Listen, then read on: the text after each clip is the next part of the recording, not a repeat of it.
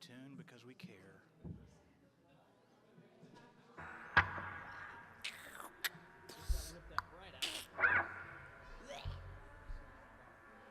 That's on that high gain in there. You ready? Back row ready? Hope so. You ready? Tally ho! Let's do it.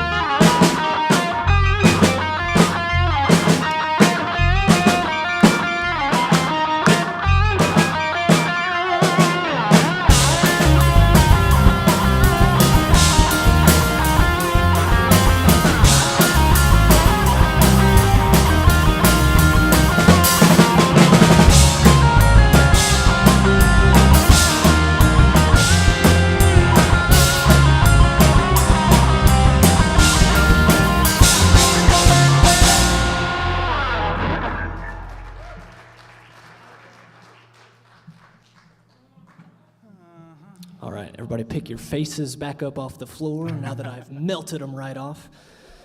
Just kidding. All right, I like to always start off with, is there joy in the house of the Lord today? All right, one more time. Is there joy in the house of the Lord today? We were talking in our small group the other day. This is going to get real deep real fast, and I apologize. But there's two different joys. We have our worldly joy, which is happiness. My guitar brings me happiness, brings me joy. But then there's biblical joy, which is Jesus. Jesus Christ is our biblical joy. And the best way that I can portray that to you is through our pain. What happens in that pain? Jesus Christ comes through, and he pulls us and he carries us through. And through that pain, we have that joy in our heart. So, by algebra, the transitive property, Jesus Christ is our joy. Amen. From the math people in the back. All right, you guys ready to get started? Let's do it.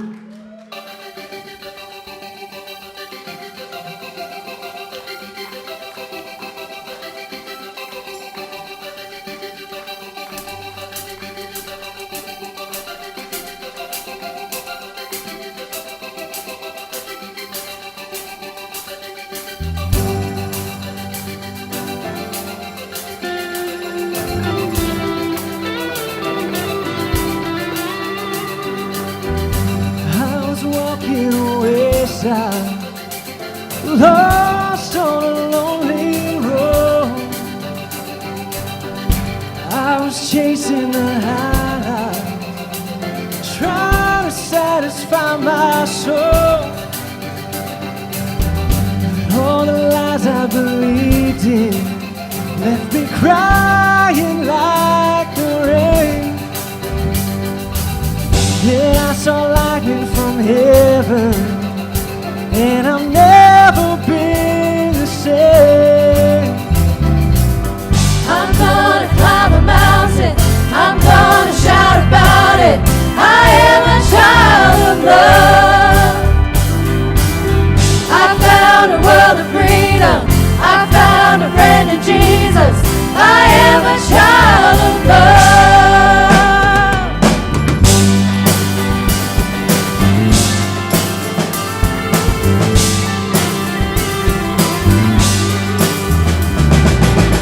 I felt the sting of the fire, but I saw you in the flame. Just when I thought it was over, you brought me out of the grave. Hallelujah. I'm gonna climb a mountain, I'm gonna shout about it. I am a child of love. I found a world of freedom, I found a friend in Jesus. I am a child of love. Yeah. Oh, I am a child of love. Let me hear you say yeah. Yeah. Oh, I am a child of love. Nothing can change the way that you love me. Nothing can change the way I belong to you. Yes, I do. Nothing can separate. Nothing can change the way that you love me. No, nothing can change the way I belong to you. Yes, I do. Oh, nothing can separate. I'm gonna climb a mountain. Yeah, yeah. I am a child of love. I found a world of freedom. Oh, yes, I did. I am a child of love. I'm gonna climb a mountain, I'm gonna shout about it. I am a child of love. I found a world of freedom, I found a friend in Jesus. I am a child of love. Yeah. Yeah. Oh, I am a child of love. Say yeah. Yeah. Oh, I am a child of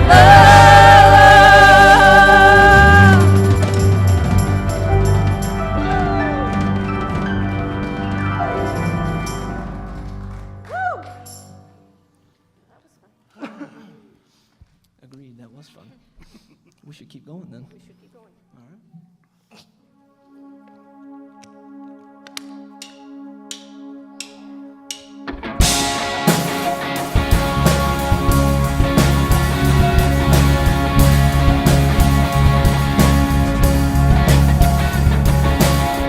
When all I see is the battle, you see my victory.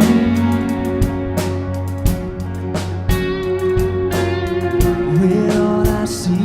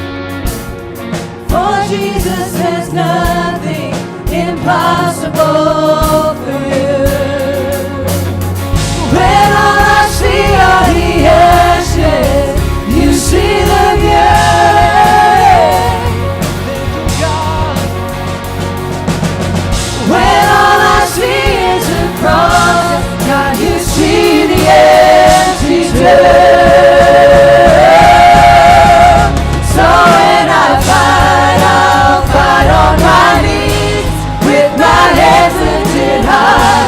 Oh God, battle belongs to you. And every fear I lay at your feet. I'll sing through the night. Oh God, battle belongs to you.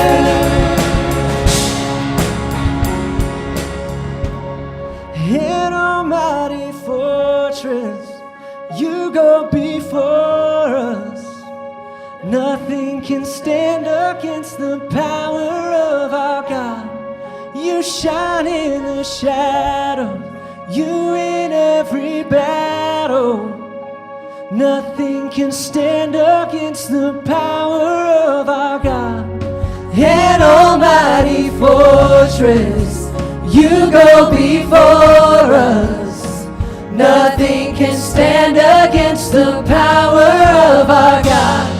You shine in the shadows, you win every battle. Nothing can stand against the power of our God.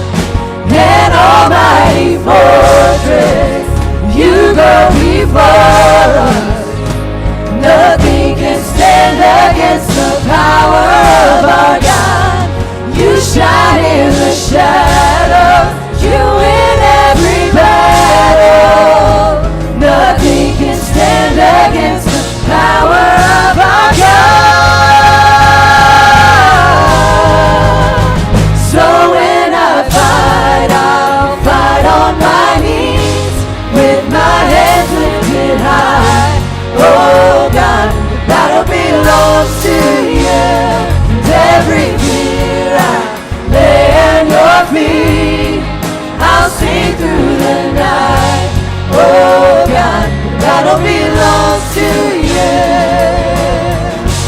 Oh God, the battle belongs to you.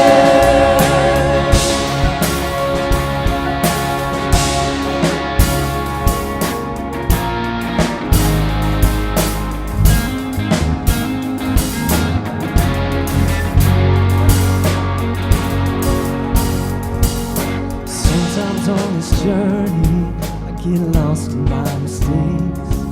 What looks to me like weakness is a canvas really straight. My story isn't over, my story's just begun. Feel you want to find me, 'cause that's what my Father does. Feel you want to find me, 'cause that's what my Father does. Ooh, lay your burdens down. Ooh, here in the Father's house. Check your shame at the door, 'cause it ain't welcome anymore. Ooh, you're in the Father's house.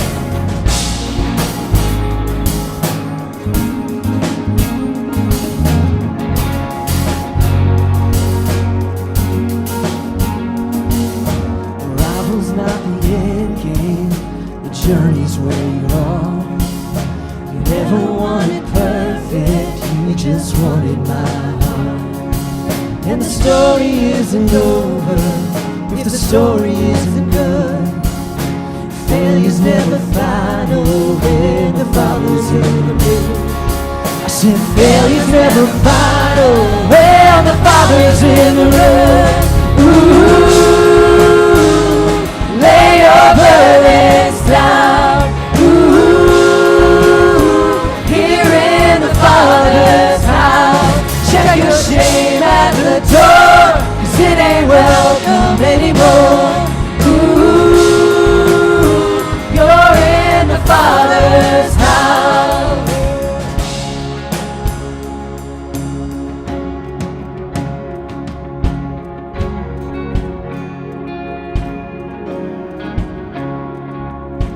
Prodigals come home, the helpless find hope. Love is on the move when the Father's in the room. Prison doors fling wide, the dead come to life. Love is on the move when the Father's in the room. Miracles take place, the cynical find faith. Love is breaking through when the Father's in the room. Jericho walls are quaking, strongholds now are shaking. Love is breaking through when the Father's in the room. I said love is breaking through when the Father's in the room. Ooh, lay your burdens down. Ooh, here in the Father's house. Check your shame at the door, 'cause it ain't welcome anymore. Ooh, you're in the Father's house. Ooh, lay your burdens down. Ooh, here in the Father's house. Check your shame at the door, 'cause it ain't welcome anymore. Ooh, you're in the Father's house.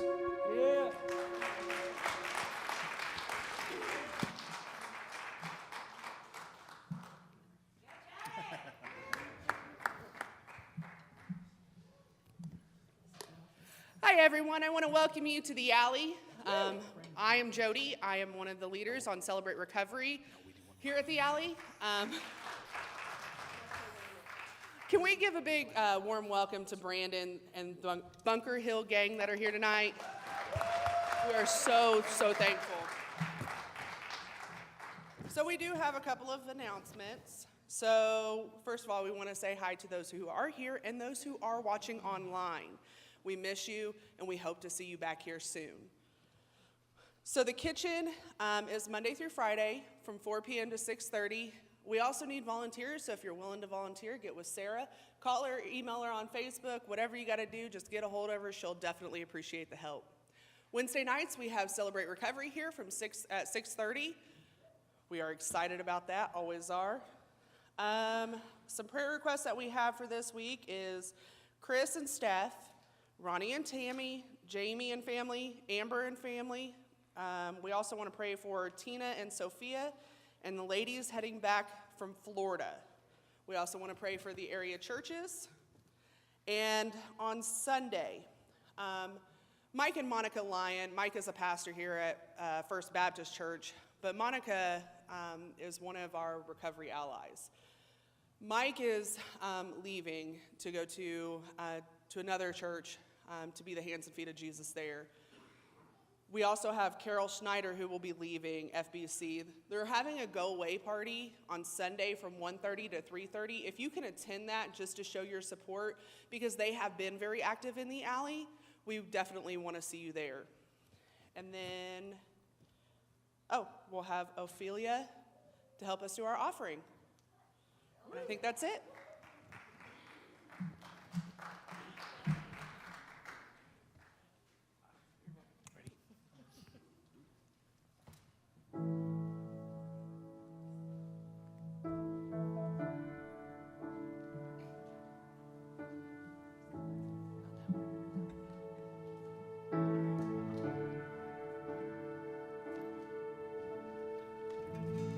Lord bless you and keep you. Make his face shine upon you and be gracious to you. The Lord turn his face toward you and give you peace.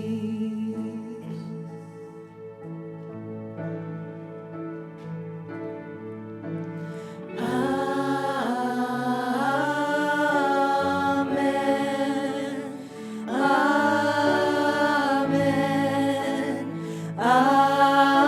Amen.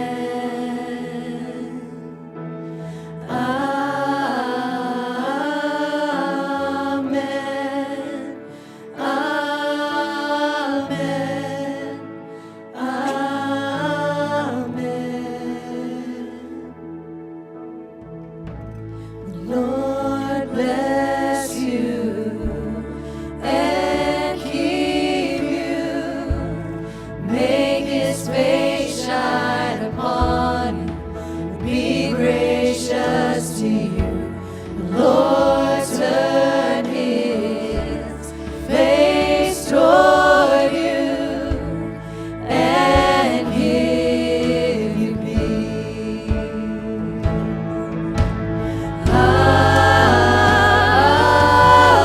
Amen. Amen.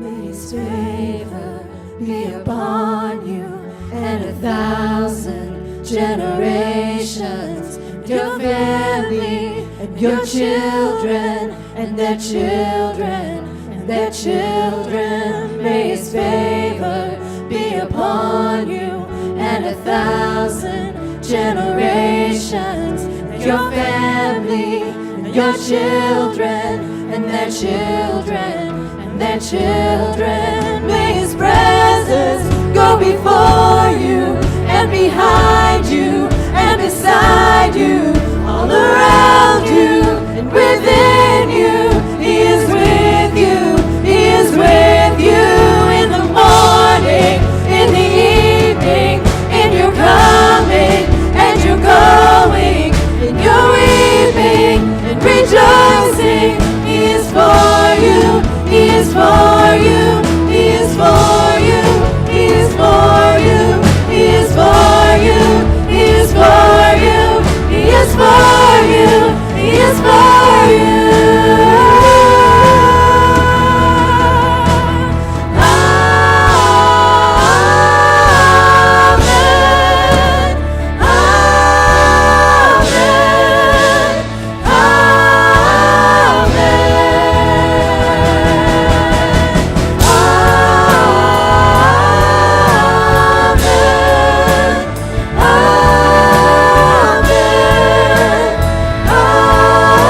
Amen.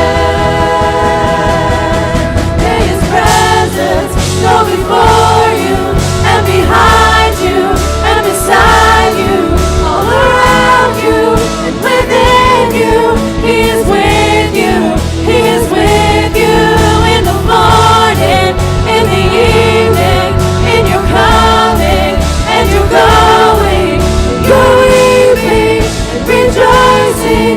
He is for you, he is for you, he is for you, he is for you, he is for you, he is for you, he is for you, he is for you.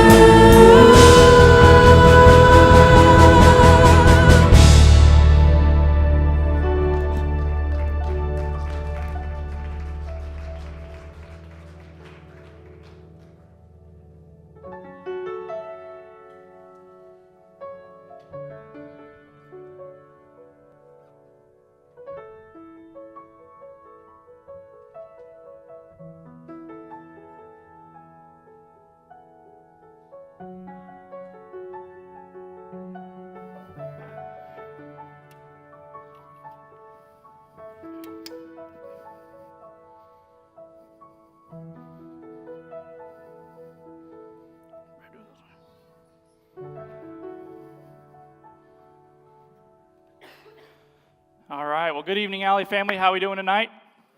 Good, good. How about this worship set, though? Was it awesome? Let's give it up for them. Yeah. I was told by a couple Purdue fans that I better hurry up so they can watch the second half, so we're going to get right in. Well, how many Purdue fans do we have in here? Okay, I'll be praying for you. How many St. Peter's fans do we have in here? Okay, all right. Anyways, hey, before we kick off, though, will you guys pray with me? God, tonight we come just wanting to hear from you. God, we pray that you would just open our hearts and open our minds tonight to hear what you would have to say. God, I would ask that I just be a vessel and just a messenger up here, and that it would be your words that are spoken tonight. God, help us to be the men and women that you want us to be, and to leave tonight changed from when we came here. It's in your Son's name we pray. Amen. So in 1968, the Summer Olympics were held in Mexico City, Mexico. And this was a special set of Olympics because it was the first set that was held in Latin America. It was also the first set of Olympics in which the closing ceremonies were going to be broadcast in color to the whole world. It was the Olympics that saw the first sub-10-second 100-meter dash by a guy named Jim Hines, who ran at 9.95 seconds, a record that he would hold for 15 years before it was broken. It was an Olympic Games that saw George Foreman win the gold medal in heavyweight boxing. But on top of all those things, the story of the 1968 Olympic Games belongs to a man named John Stephen Akhwari.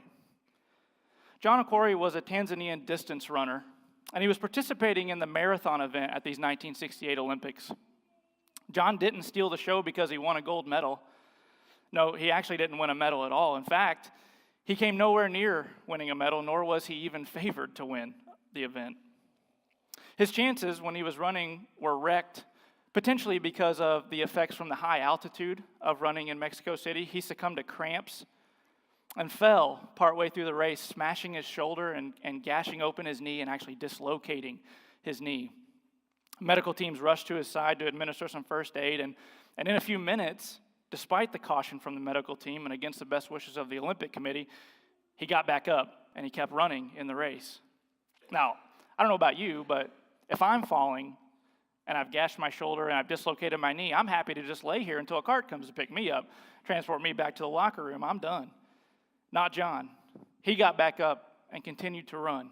Now, his pace obviously was much slower at this point, but he was determined to finish the race. And in a race where 75 runners started, 18 of those 75 actually pulled out of the race because of effects from the high altitude, which made it more difficult to breathe, or a multitude of other reasons. But John was determined not to be number 19. And so the marathon continued for John, and as he made his way into the stadium for the final few meters, almost an hour after the winner of the marathon had already crossed the finish line, people began to cheer. While many of them had already gone home because the sun had already went down, some stayed. Word traveled and some returned back to see what was happening. And upon hearing about John's perseverance, and as he entered the stadium towards the finish line, cheers of applause and encouragement rang through the stadium. And just over an hour after the winner crossed the line, John Akhwari, limping, probably with bandages flapping in the wind, crossed the finish line and finished the race. And when the media asked him afterwards why he continued on in such pain, and you know, people told him not to keep going, why did he keep going? His response is one that's gone down in sports history, and it's still talked about today. He said, "My country did not send me 5,000 miles to start the race. My country sent me 5,000 miles to finish the race." Tonight, I want to remind us that in the middle of our race, because we're all in one, that we all have our own unique race, and tonight we're right in the middle of it. And I want to remind us that it's not how we start our race, but it's how we finish. And if you've already done business with Jesus, then you've already heard the starting gun, and you're off the starting line, and you're in the middle of your race. But like John Akhwari, we weren't instructed to just start the race.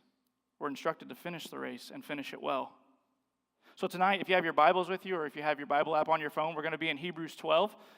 I'm just going to be looking at 3 verses tonight, and I kind of want to just tear these 3 verses apart and maybe find the goodness in them that God has for us tonight, and maybe uncover some encouragement for all of us tonight. And these verses are probably ones that you've heard before, but I think these verses provide us with some great encouragement and hopefully some motivation to us for our current race in life. And my hope is that tonight that you leave here and I leave here with new motivation, new hope, and a new encouragement to continue your race with perseverance and strive towards that finish line to end your race well.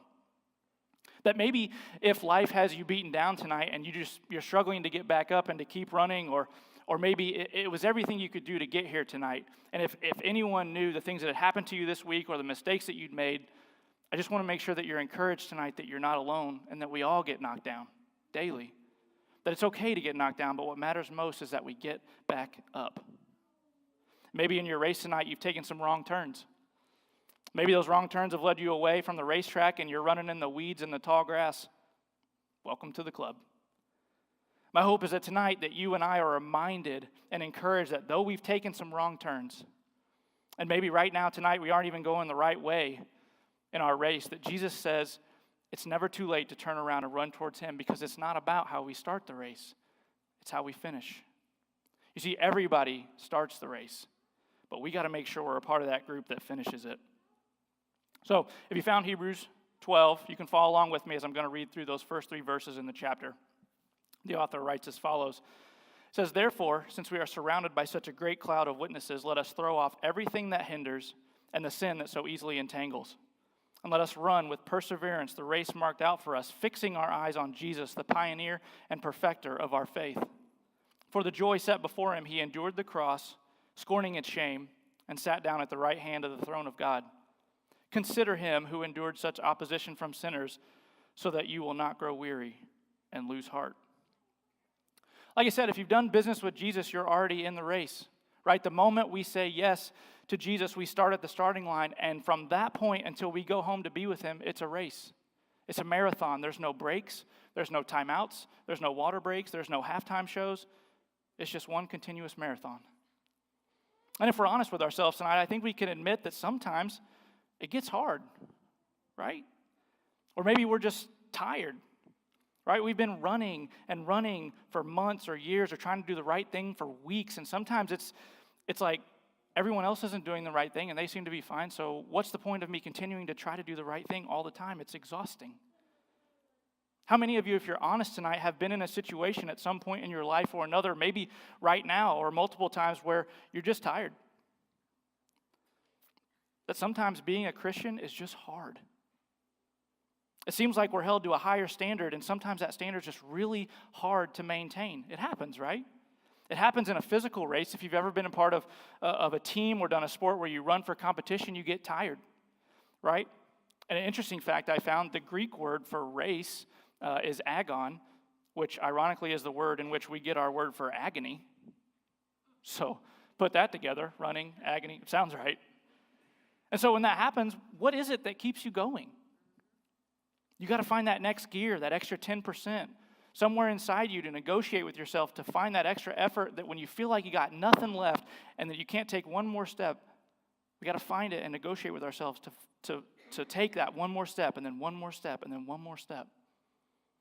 I'm here tonight to say that this race that we're in life is tiring. If it's not tiring for you, or if it's never been difficult for you, please come find me after the service, because I want to know what the secret is. Because sometimes it certainly feels like the world has it out for us, or that we just feel like sometimes that we just run up mountains, and it's like we're never running downhill with a tailwind and on the smooth ground, right? It's like it's always uphill, into the wind, on the gravel, with a snowstorm and a hurricane and a tornado just waiting for us on the horizon as soon as we climb this mountain, right? And let me be clear, everyone's race is different. Everyone has their own race. We all start on the same starting line, and we all get to the same finish line, but everyone's path is different. Sometimes they cross each other, sometimes some things are the same, but everyone's race is unique to their own to each person. My race is nothing like your race, and your race is nothing like my race. Everyone has their own obstacles, their own challenges, their own mountains, their own valleys. But if we're honest tonight, I think we can admit that sometimes it's just hard. Sometimes it's tiring, day after day, week after week, month after month, year after year. And maybe this is just me, but sometimes we don't want to run anymore. Or maybe we've been knocked down like John was, and maybe unlike John, we like it down here on the ground, right? I'll just take a nap here and we can rest and let everybody else run the race for a little bit. I've been there. But thankfully, when we experience these moments in our lives, these moments of defeat and moments of dread and anxiety and heartache and regret, that fear of the future, that we have these great encouragers around us and living with us, and God's word in front of us to help encourage us and keep us going, to take one more step. So don't look at that big mountain, just take one more step.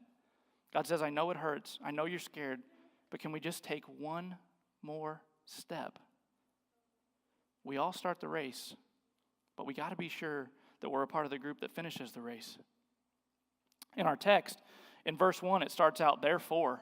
And I want to just highlight something on that very first word, because whenever we see therefore, that insinuates that there's something that came before that, right? And what came before that is Hebrews chapter 11, widely known as the Heroes of Faith chapter. So chapter 12 is just a continuation of what was said in chapter 11, where we are reminded of all these great people of faith. Those who ran their race and finished well, those who exhibited great determination and trust in their race. And so because it says therefore, I feel that it's important that we consider for a moment what that's referring to, and then we just glance back to chapter 11 to be sure that we understand the context of these first 3 verses that were written in chapter 12. Chapter 11, the heroes of faith make it sound like these guys just, they had it all together, right? I mean, they made the cut. They were in the Bible, in the heroes of faith chapter. They must have done something right. Right? Sometimes we just put them on this pedestal and they seem like they'd be like the modern day version of like that perfect Instagram page or that perfect Facebook page where you only see pictures of a clean house, home cooked meals every day, dog by the fire, it's all quiet, perfect, clean, no stress. My house. Wrong. The people in this, not about our house, I meant about no, never mind. These people listed in this chapter weren't ones who got it right all the time. They didn't have an easy race to run. No, in fact, all of these people are just ordinary people like us who worshiped an extraordinary God who could turn their race around and use their wrong turns and their missteps for good. Right? Abel, Enoch, Noah, Abraham, Isaac, Jacob, Joseph, Moses, Joshua, Rahab, Gideon, Samson, David, Samuel, and all these others that made the list. And sometimes it's easy to think that they're just extra special and they did something amazing to be listed in this book, but the truth is they're not. They're just like you and me. David was an adulterer and a murderer. Rahab, a prostitute. Samson had trouble with lust and following directions, and the list goes on and on. None of these folks had it together. They're all messed up, just like you and me. All these folks had uphill battles and bad times in their life when they felt like quitting, and it just seemed like all they were ever doing was running uphill. Times they thought they would never be another valley or a tailwind, and it just seemed like the race got real tough, real fast sometimes, just like us. And yet these folks were listed in the Heroes of Faith chapter. That should be an encouragement for us today, that we're just like Joshua and Rahab and David, and that these folks never got it right, all right, and we don't either.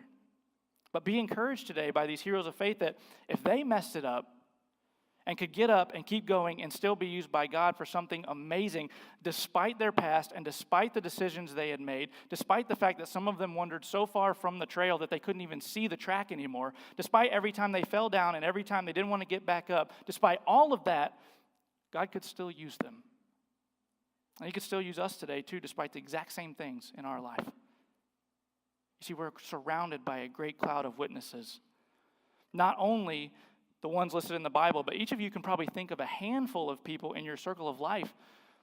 Plug for Lion King there. Anyways, in your circle of life who have been leaders and encouragers on your journey, right? I mean, for me, I'll give you an example. I'm still learning things and being encouraged today from people who have passed on years ago. I had a grandfather who passed away more than 10 years ago now. I'm still learning stuff from him in the way that he lived. Right now I have kids, and I find that I have this like perfectionist trait and this efficiency trait where if something isn't the fastest or the most efficient way to do it, then I want to do it that way, so I'll change it. That's not a great trait to have when you have young kids because they don't care. They just want to be a part of it. For example, the other day I was working in the driveway and I just wanted to wash my truck. So I got the soap out, and Rowan, my 4-year-old, he likes to help me do that. And so it's kind of our thing. So he comes out there with me, and then our 2-year-old twins come out, and they want to be a part of it. They've never done it before, but they see the soap in the bucket, and they're like, oh, this looks fun. So I was like, all right, we're going to need more sponges. So I go in the garage, I grab all the sponges I can find. There's 4 of us. It's me and Rowan and Brady and Mal, and I can find 1, 2, 3 sponges. That's a problem. So we go out there, and I'm like, someone's always crying because they don't have a sponge. So I'm trying to teach them, like, okay, well, then we just share. You wash a little, then switch. You wash a little, then switch. All that's working fine until I accidentally gave up my sponge one time, and I never saw it again. And you know how when you wash a car, you usually do it like in sections, right? You'll wash one section, wash it off. Move to the next section, wash it off. That was not happening.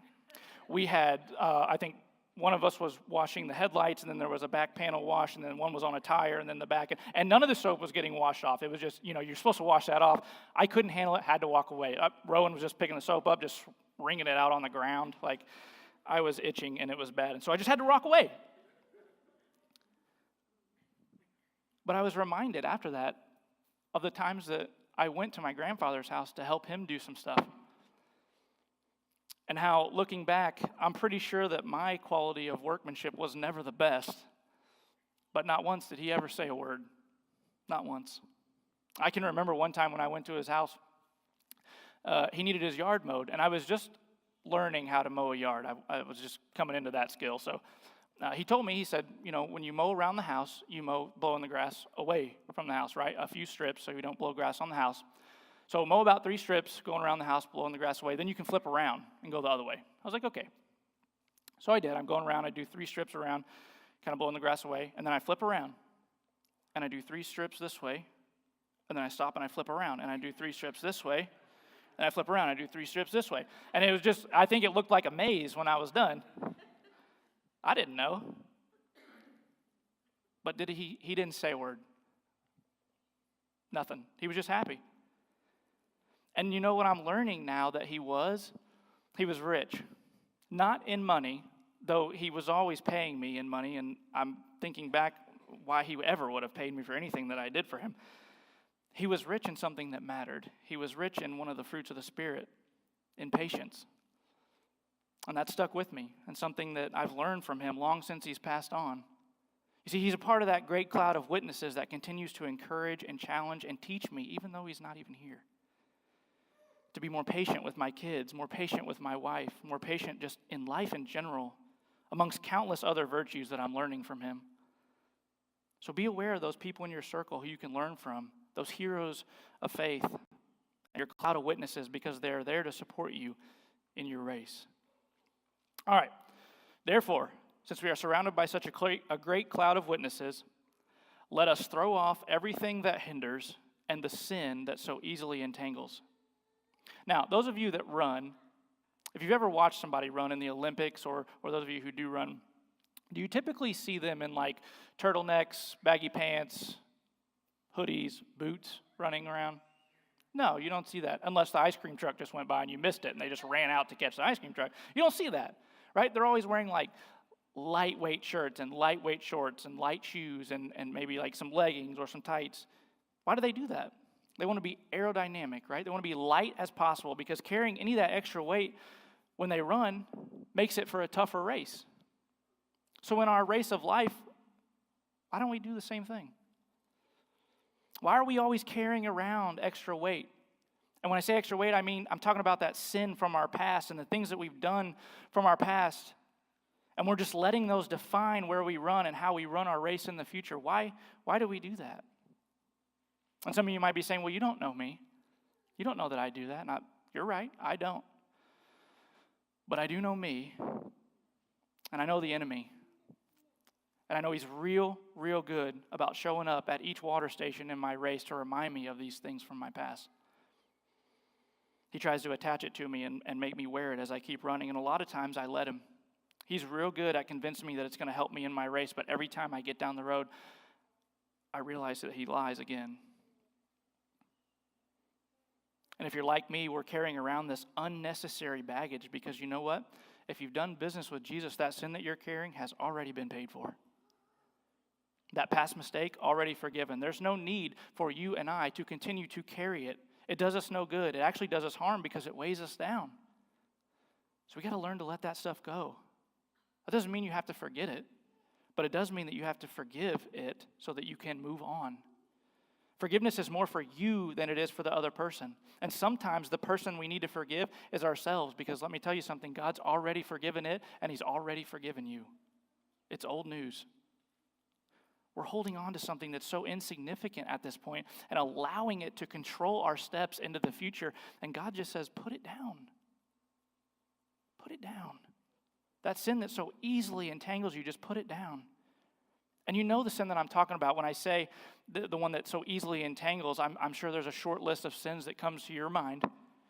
It's that one that you've asked God 100 times for forgiveness for, and that one that you said, I promise this time I won't do it again, and it'll be different this time.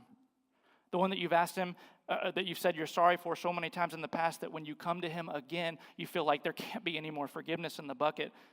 And surely I've emptied it out, and he's got to be tired of forgiving me for the same thing over and over that we just talked last week, yesterday, a few hours ago about the exact same thing. And you promised. That one. That's the one that so easily entangles. The enemy knows our weakness, and he knows what that is, and it trips us up, and he loves to use it against us. And not only loves to trip us up with it, but loves to constantly remind us at seemingly the worst points in our life. Maybe you're about to get a promotion. Remember the last time you had a position of power and what happened? About to try and lead a Bible study. Have you ever even taken a leadership course? You probably won't even be able to answer the questions that the people have. Maybe I'll try to talk to them finally. Remember the last time you did that? You ruined the relationship. They won't want to talk to you. I'm going to stop doing that thing that I constantly do, that I hate, and that I always have to ask God forgiveness for, and I've tried to stop 1,000 times before now. I'm going to do it this time. It's going to be different this time. You just said it. You've tried it 1,000 times. What makes this one any different? You can't do it. And that sin that just so easily begins to bind us up and hold us down in a place of contentment and stagnancy, so that we never feel like we're enough. We feel like we can never get up or move on, and we feel like we're never going to be able to run the race that God has laid out for us because we can't let go of the sin that so easily entangles us. The writer of Hebrews says that to be able to run the race, we got to let that stuff go. God's already let it go, and now it's our turn to let it go. For the sake of those who love us and for the sake of our race and being able to run our race without the weight of our past and our mistakes, and to run with freedom and joy, to run towards God, we have to put those things down that we carry that God forgave a long time ago. So you've messed up. Great. Welcome to the club. You're in great company, for all have fallen short of the glory of God. We all missed it. Do we dwell on it? No. Do we learn from it? Yes. But we get back up and we keep running. Before we move on from this part of the verse, though, I want to read it one more time and draw your attention to one more thing. Let us throw off everything that hinders and the sin that so easily entangles. Did you catch it? There's a really important distinction here that we can easily miss if we aren't careful, and one that I missed many times before I really studied the text. It says not only do we have to throw off the sin that so easily entangles, but also everything that hinders. Those are two different things. Not only do we have to throw off those things from our past that just hang on to us, sins that we continue to live and relive, but also everything that hinders. And what that means is that there are things that aren't bad that can hinder us. That not everything that slows us down or takes away from our race is bad. You say, what do you mean? Well, think about it this way. Take sleep, for instance. Sleep's not bad. Sleep is actually good. But sometimes if we sleep too much, we may become lazy. We may sleep through our time in the morning to get up and run or work out before work, or we may oversleep and lose our time with God in the morning. You see, sleep in itself isn't bad, but it can be a hindrance. Food and drink, same way. It's not bad. In fact, we need it to live, but too much of it or too much of the wrong type can be bad for our health, and it can also be bad for our decision making. How about let's make it a little more real? Work. Not a bad thing. Not a bad thing at all. We need it to pay the bills, right? But when it comes to being more of a priority than our families and more of a priority than making it to your son or daughter's game or recital or parent-teacher conference, it can become a hindrance. Money, need it to do practically anything in life. But when we can't seem to get enough of it and it becomes something that we don't want to give up or tie to God, or we feel like we just got to hold on to it and we make it the number one priority, then it becomes a hindrance. Let's take it one step further. What if it means giving up certain friends? Certain nights with the guys or shopping days with the girls? What if it means stepping down from a leadership role? What if it means giving up something good for something greater? Because sometimes that's what we have to do. Not everything that holds us back is bad, but sometimes we have to say no to the good things to say yes to the great things. Sometimes we have to say no to the good things to say yes to God's things. Sometimes we have to say no to the shortcut in the race because of what God wants to teach us on the long way around. And those things are different for each person, just as everyone's race is different.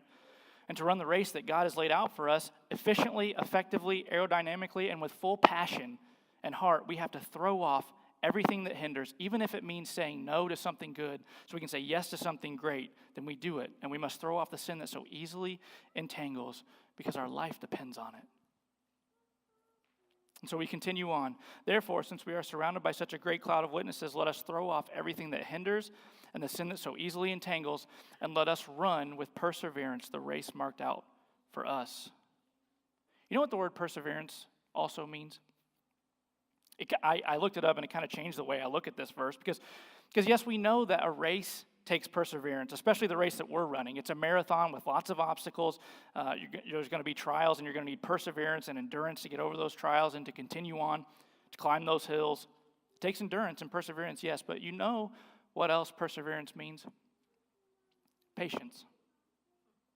It means patience. And so when we substitute that word in there, it makes it a little bit different. It says, and let us run with patience the race marked out for us. It takes a little different meaning now.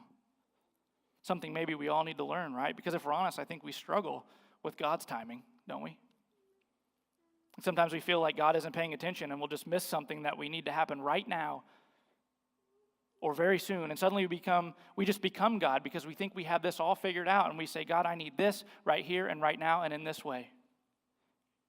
You know, maybe we go in for some medical tests and we pray about it and we say, God, I trust that you've got it under control, but we're praying for a healing and God, your will be done, but I'm handing this to you. And then we don't get the results that we want and we suddenly take it back and we say, God, did you not hear me? Did you not hear my request? Now because of that, now this is going to have to happen and then that's going to have to happen so this can happen. I already had it all planned out.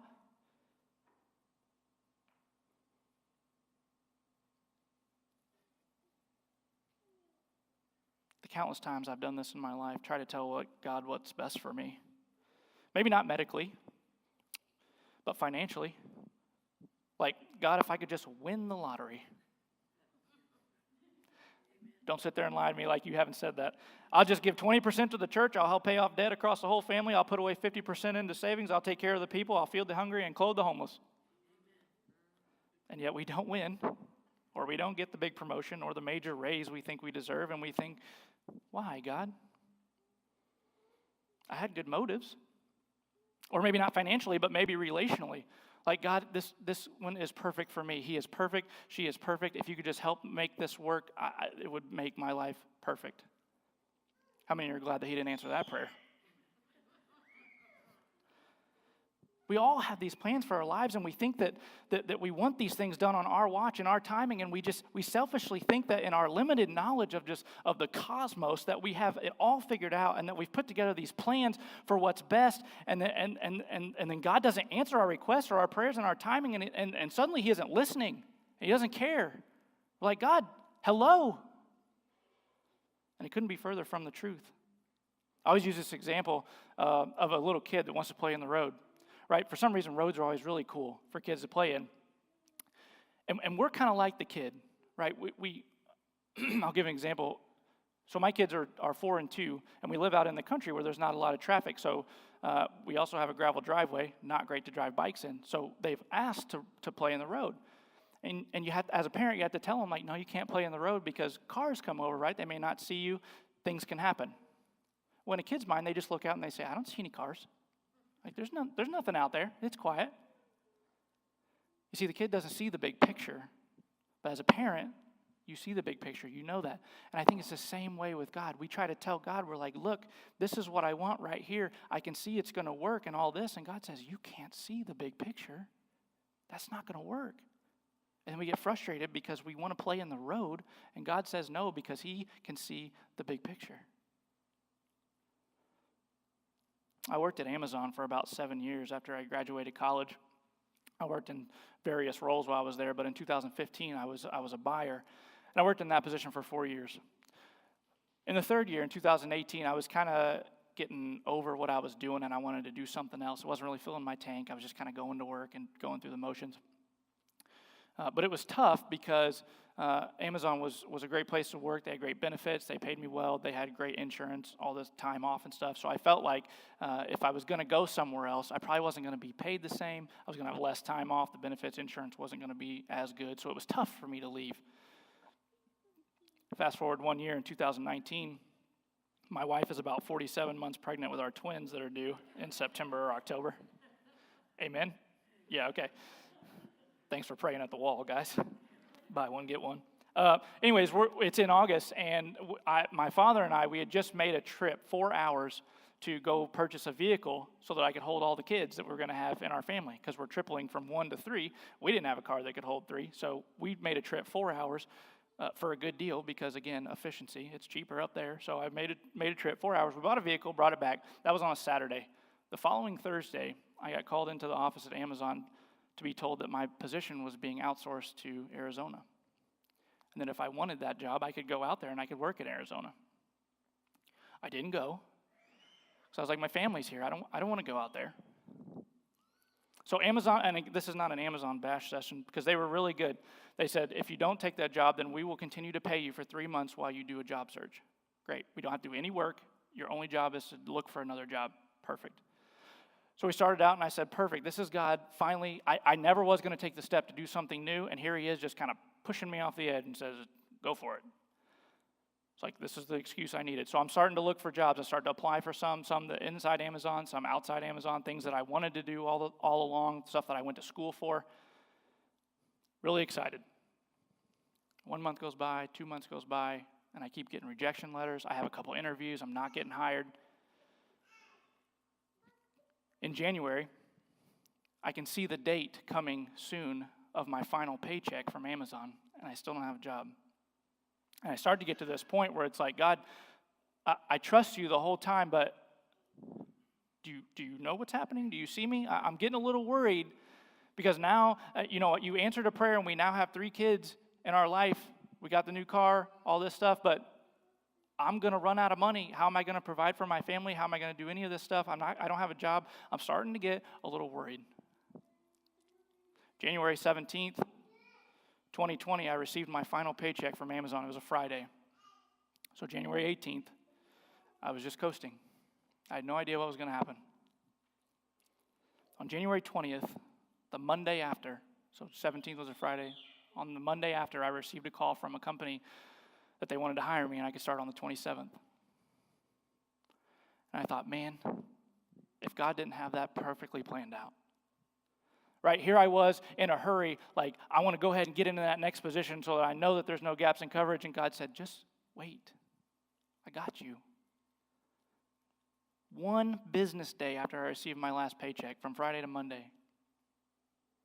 No lapse in coverage. And it was a blessing because 2 months later, the pandemic hit, right? And I've been able to continue to work from home the whole time. If I was still at Amazon, I'd still have to be going into the office. But instead, I'm getting to spend my lunchtime and my daily breaks with my family and my kids. I can go to doctor's appointments, all while having a wonderful job in a company to work for. God says, run with patience. Go in God's timing. Proverbs 16:9 says, in their hearts, humans plan their course, but the Lord establishes their steps. Jeremiah 29:11, for I know the plans I have for you, declares the Lord, plans to prosper you, not to harm you, plans to give you a hope and a future. Tonight I want to remind you to do the same thing, that we must run with perseverance the race marked out for us, yes, but we must also run with patience the race marked out for us. That we may have plans, but God is establishing our steps. And we have to trust that his plans are good. He's saying tonight, I got you. Trust me, I got you. So how do we do it? Therefore, since we're surrounded by such a great cloud of witnesses, let us throw off everything that hinders and the sin that so easily entangles, and let us run with perseverance the race marked out for us. And here it is. Here's the how-to, starting in verse 2. Fixing our eyes on Jesus, the pioneer and perfecter of faith. For the joy set before him, he endured the cross, scorning its shame, and sat down at the right hand of the throne of God. Consider him who endured such opposition from sinners, so that you will not grow weary and lose heart. We just fix our eyes on Jesus, right? It sounds simple, almost cliche even, right? Like, what's the answer? Jesus, right? But it's true.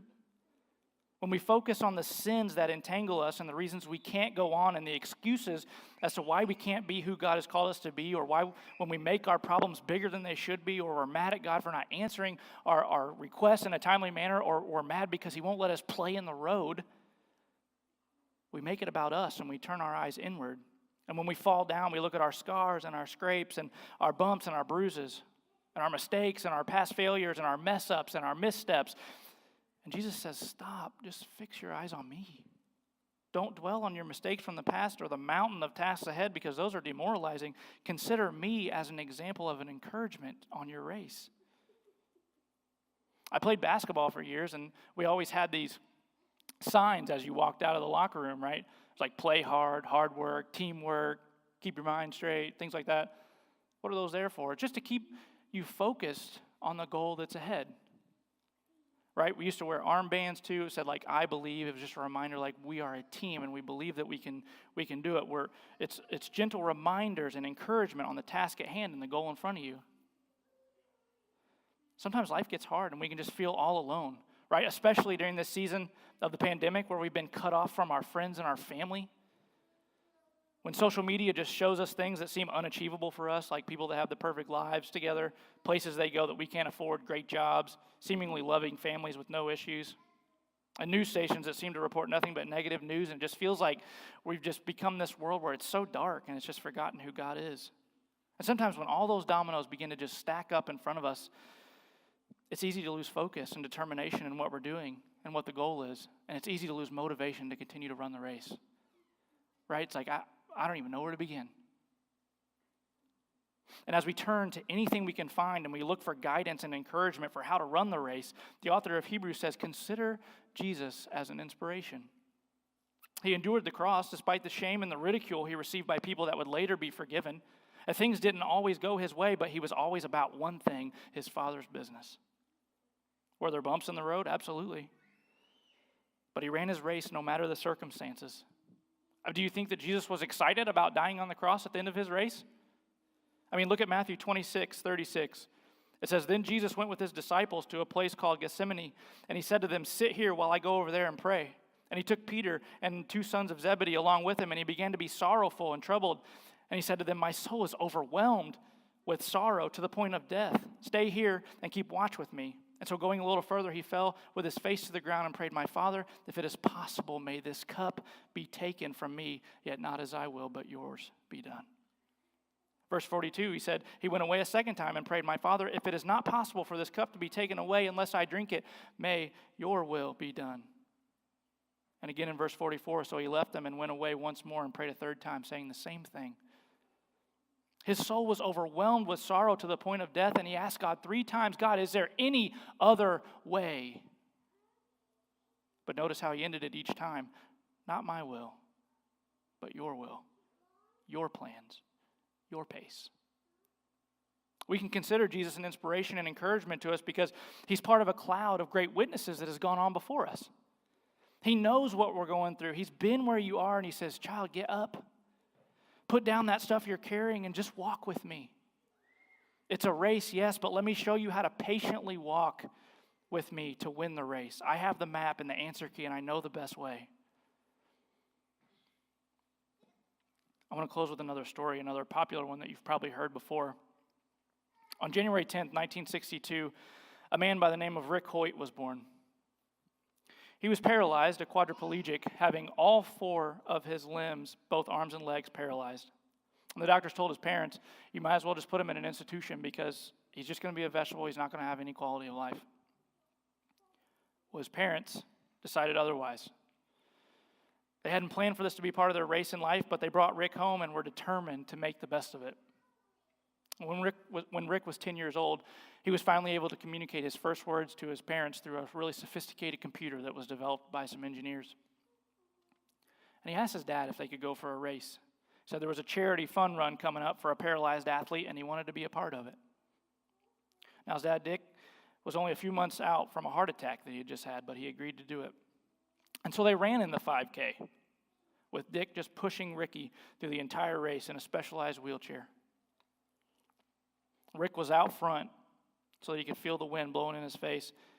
And they finished second to last in the 5K, but they finished. After the race, Rick told his dad that when they ran, he just felt like his disability just disappeared. It was something that he loved, just a run. And so from that day on, the pair trained together. And Dick continued to run and get in shape and get stronger so they could run in marathons and races all around the country. The duo competed in triathlons where Dick would pull Ricky while he was in a boat in the water. And then once the water part was over, he would get out and he would carry his son to the bike, and he would set him on the front of the bike, and they would bike however many miles it was. Then after that, he would put him in the specialized wheelchair, and Dick would just run, pushing him. They participated in the Boston Marathon for 32 straight years. There's actually a statue of them near the starting line now, and they competed in more than 1,000 races together. And when interviewed about it and how he manages to do it while having Rick's extra weight in the boat and on the bike and in front of him while he runs, Dick said, "Ricky's just my motivator. He's the one that's out there competing. I'm just loaning him my arms and my legs. And that when I'm out there, I get this surge of energy that I just can't explain. That feeling of coming down the final stretch into that finish line with the crowd noise, with the crowd and the noise and the announcers and the adrenaline just flowing, there's just nothing like it. And I do it again and again and again for my son." He said, "Our message to the people out there is real simple. It's just 2 words, that you can." Tonight, Jesus' message for us is the same as Dick Hoyt's. You can. You can get back up. You can put down the sin that you keep getting tangled in. You can take one more step. You can push further. Jesus says, "You can because I did." Like Dick Hoyt's story and like John Aquari's story, they both reference that final moment of running down the stretch with that crowd noise just roaring and how nothing can compare to that, nothing. And it fueled this energy that hadn't been there before. Tonight, rest assured that during your race, you are surrounded by a great crowd of witnesses that is cheering you on every step of the way. And we must run with endurance and patience our race that's been marked out for each of us, so that one day when it's our turn to cross the finish line, we can hear that roaring applause as we come down the stretch, and then we finally cross that finish line and get to jump into our Father's arms, and He says, "Good race. Well done, my good and faithful servant." The race, it seems long sometimes, but rest assured that our life is but a breath, just a whisper in the wind. We only run but a blip on this giant race map. And our race is almost finished. Tonight, we set it all down. The weight, the sin, the past, and we run towards home, towards heaven, towards Jesus. Keep running, my friends. Keep fighting. Keep getting up. And take one more step, because we're almost home.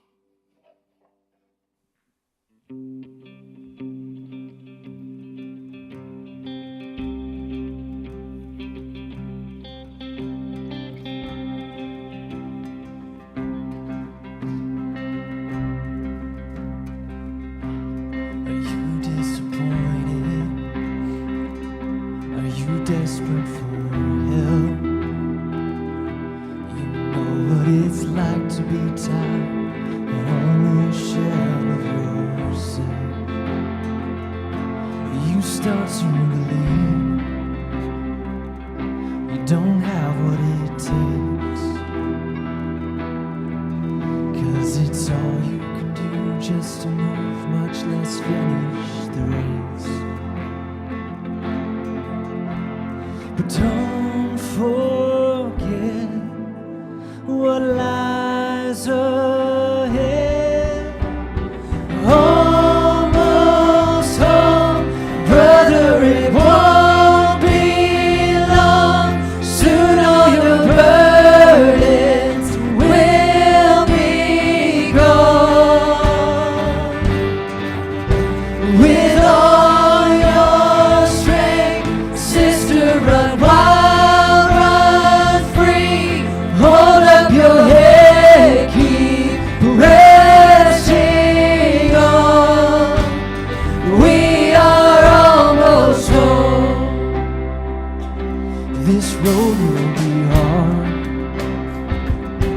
we will in the end. Simply because of Jesus in us, it's not if, but when. So take joy in the journey, even when it feels long. Oh, find strength in each time, knowing heaven is cheering you on. We're almost home, brother, it won't be long. Soon all your burdens will be gone. With all your strength, sister, run wild, run free. Hold up your head, keep pressing on. We are almost home, almost home, almost home.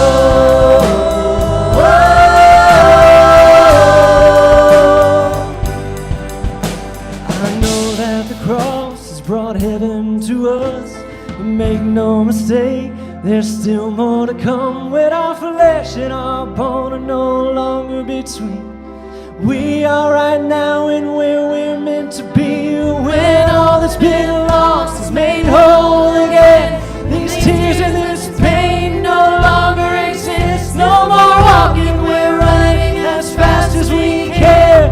Consider this our second wind. Almost home, brother, it won't be long. Soon all your burdens will be gone. With all your strength, sister, run wild, run free. Hold up your head, keep pressing on. We are almost home, almost home, almost home. We are almost home, almost home, almost home. We are almost home.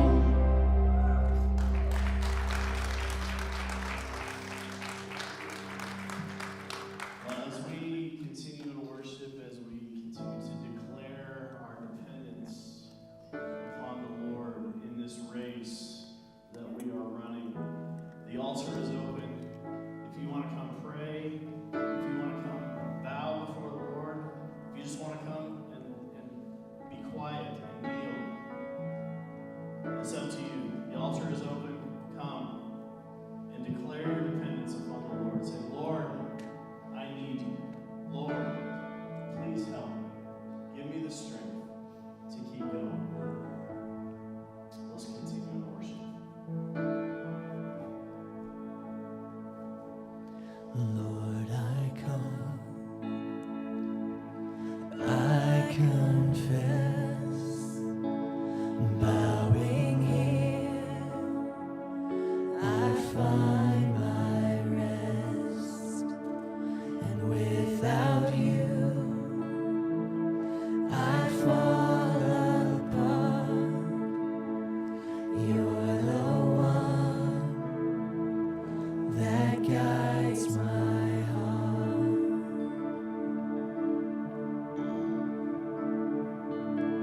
Lord, I need you. Oh, I need you. Every hour I need you. My one defense, my righteousness. Oh God, how I need you.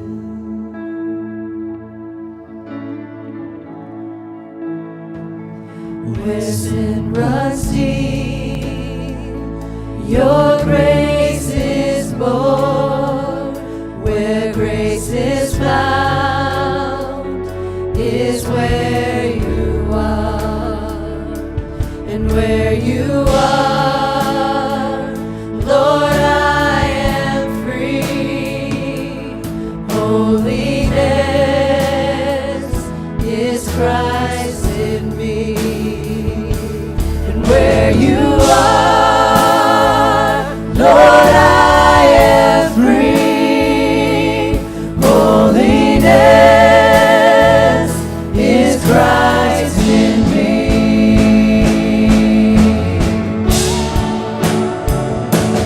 Lord, I need you. Oh, I need you. Every hour I need you. My one defense, my righteousness. Oh God, now I need you. So teach my song to rise to you when temptation comes my way, and when I cannot stand, I'll fall on you. Jesus, you're my hope and stay. And when I cannot stand, I'll fall on you. Jesus, you're my hope and stay.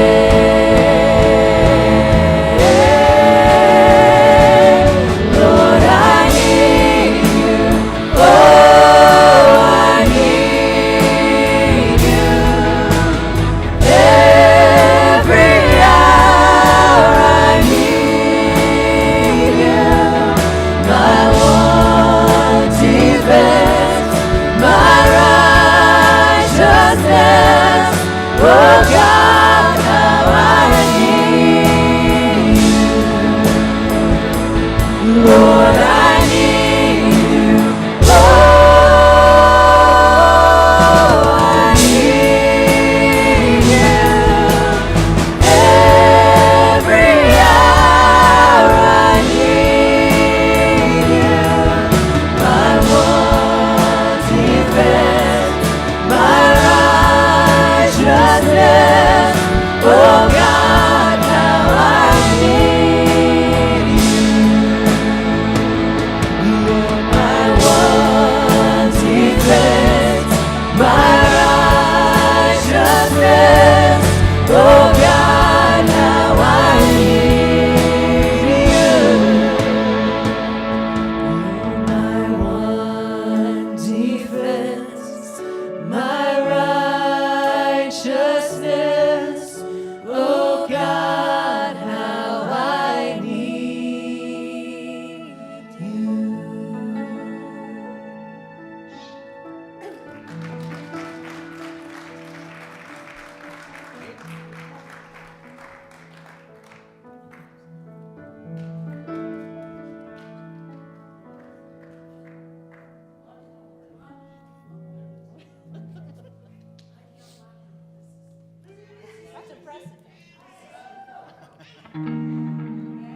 We got time for one more?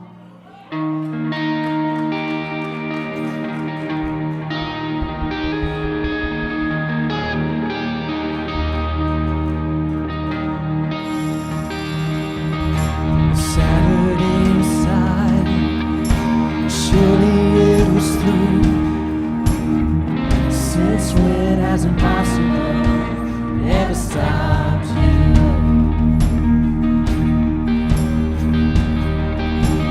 Friday's disappointment, Sunday's empty tomb. Since when has impossible never stopped you? This is the sound of dry bones rattling. This is the praise making dead man the grave, I'm coming out. I'm gonna live again. This is the sound of dry bones rattling.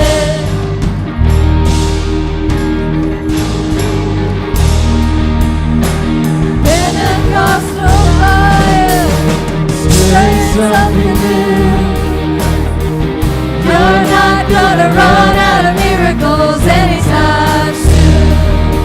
Yeah, resurrection power, it runs in my veins true. I believe there's another miracle here in this world. This is the sound of dry bones rattling. This is the praise, make a dead man walk again.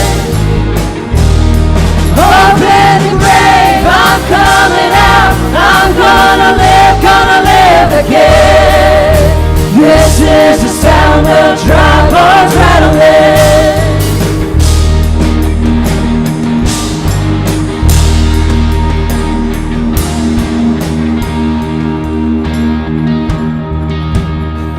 My God is able to save and deliver and heal and restore anything that He wants to. Just ask the man who was thrown on the bones of Elisha if there's anything that He can do. Just ask the stone that was rolled